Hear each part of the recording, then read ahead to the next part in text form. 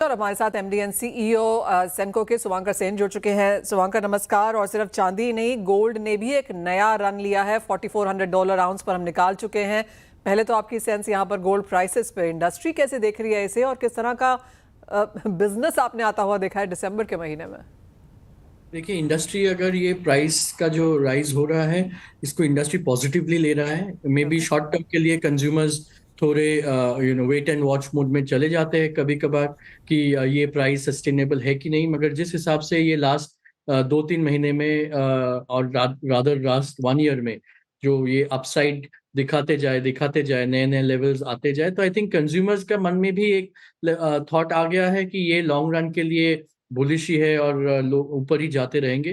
तो इस हिसाब से I think industry just has to prepare कि जो कंज्यूमर का बजट में ज्वेलरी आए, वेट को लाइट कैसे किया जाए, प्योरिटी के साथ कैसे लोअर प्योरिटी में दे जाए बजट के अंदर, वही इंडस्ट्री को काम करना है। बट कंज्यूमर का love and faith on the commodity shall continue to remain. So that is the one way to look at it. And अगर ये जो आप जैसे प्राइस के बारे में पूछ रहे हैं, आई गेस प्राइस के बारे में अभी जैसे चिराग ने भी बताया या जो निर्मल वंग से भी बताया कि ये अभी एक बुल मोड में है। लोगों को नए नए लेवल्स दिख रहे हैं। कभी कभी दिमाग काम नहीं करता है कि एक्चुअली क्या कहाँ पे और ये रुक सकता है। ओवरऑल सिल्वर में शॉर्टेज है, गोल्ड में भी ये ग्लोबल अनसर्टन के लिए I think the demand will continue to remain strong.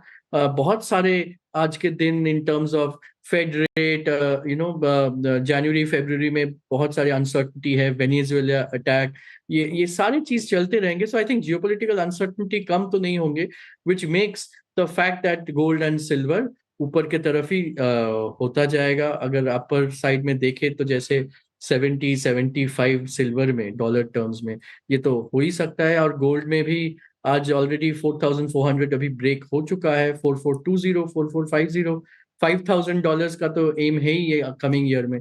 तो करेक्शन ले तो वो बहुत ही, मतलब आई एम जस्ट इमेजिनिंग कि कितना करेक्शन लेंगे। इतना अगर बायर्स खड़े हैं खरीदने के लिए, तो करेक्शन 10%, 7-8% आता है तो ह्यूज बाइंग फिर से आ जाना चाहिए। तो ऐसा ही दिख रहा है। शुभांकर, जिस तरह के प्राइसेस हैं और चांदी में एक हल्का सा डिस्काउंट बनता हुआ नजर आया है, गोल्ड में कैसा है? क्या लोग नए गोल्ड की बाइंग कर रहे हैं या फिर जैसे हम बात करते रहे कि वो एक्सचेंज गोल्ड अभी भी एक स्ट्रॉन्ग फैक्टर है मार्केट में? नहीं, एक्सचेंज गोल्ड तो स्ट्रॉन्ग फैक्टर है ही।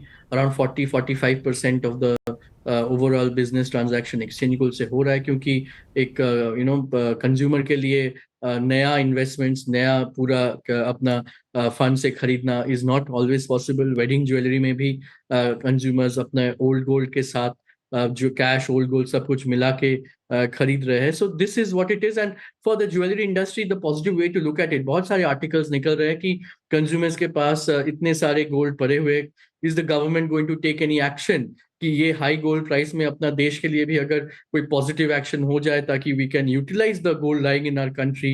And for the industry also ये रिसाइकल गोल्ड बहुत काम पे आ सकता है और बिजनेस अपॉर्चुनिटी भी बहुत अच्छे तरीके से दे सकते हैं। शुभंकर, जैसे आपने कहा 40-45% exchange old gold for new है, क्या हमने ओल्ड गोल्ड फॉर कैश भी आता हुआ देखा है? ओल्ड गोल्ड फॉर कैश जिस हिसाब से, मतलब ये हाई प्राइस में वैसा नहीं दिख रहा है। I guess that when it comes to the need for money, तो लोग maybe gold loan companies में जाके गोल्ड को लेवरेज करके, कोई नहीं चाह रहा है कि ऐसा एक अच्छा एसेट को सेल करे अभी, unless it's really really crisis. तो I don't see gold for cash coming. Mostly अपने गोल्ड एक्सचेंज में ही देख रहे हैं। शुभंकर, एक क्विक क्वेश्चन यहाँ पर डायमंड्स पर भी लैब ग्रोन्स काफ़ी बेहतर कर रहे हैं। अगर नेचुरल्स की बात की जाए तो 2023, 24 और अब 25 में भी हमने प्राइसेस को लगातार गिरते हुए ही देखा है। कहेंगे एक बॉटम के करीब है और उसका फायदा कंज्यूमर्स ने उठाया है बाइंग के तौर पर? सो लैब ग्रोन डायमंड्स में जो खबर आ रहा था in the coming past 2-3 weeks कि प्राइसेस एक जगह स्टेबलाइज हुआ है और प्राइसेस धीरे धीरे अभी ऊपर के तरफ जा रहा है।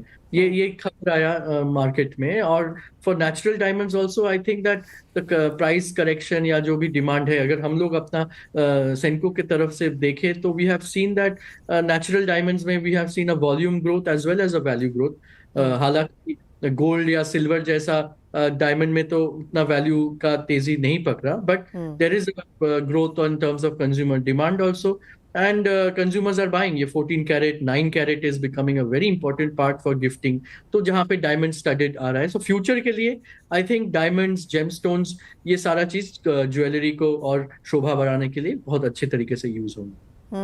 शिवांकर, एक फाइनल सवाल, अगर 2026 को यहाँ पर देखें तो क्या लेंगे आप सेंस? गोल्ड प्राइसेस ऊपर है, वैरायटी, डिजाइनिंग, इनोवेशन, शायद ये सब कुछ लगेगा। क्या ऐसे पीरियड में कंसोलिडेशन ज्यादा आएगी या फिर आपको लगता है एक्सपेंशंस भी देखने को मिलेंगे?